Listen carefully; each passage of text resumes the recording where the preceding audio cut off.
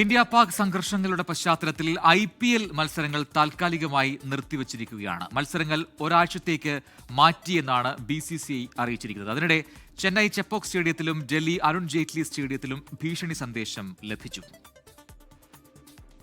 പഞ്ചാബിലെ ബ്ലാക്ക് ഔട്ടിനെ തുടർന്ന് ഇന്നലെ നടന്ന പഞ്ചാബ് കിങ്സ് ഡൽഹി ക്യാപിറ്റൽസ് മത്സരം പാതി വഴിയിൽ ഉപേക്ഷിച്ചതിനു പിന്നാലെ IPL താൽക്കാലികമായി നിർത്തിവെക്കുമെന്ന് ഉറപ്പായിരുന്നു. ശേഷിക്കുന്ന 16 മത്സരങ്ങൾ ബംഗളൂരുവിലും ചെന്നൈയിലും ഹൈദരാബാദിലും നടത്താൻ ആദ്യം നീക്കമുണ്ടായി.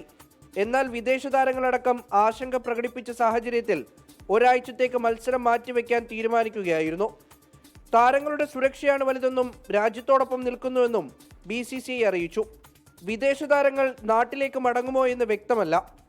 സ്ഥിതിഗതികൾ മെച്ചപ്പെട്ടാൽ മത്സരങ്ങൾ വേഗം നടത്തി തീർക്കാനാണ് സാധ്യത.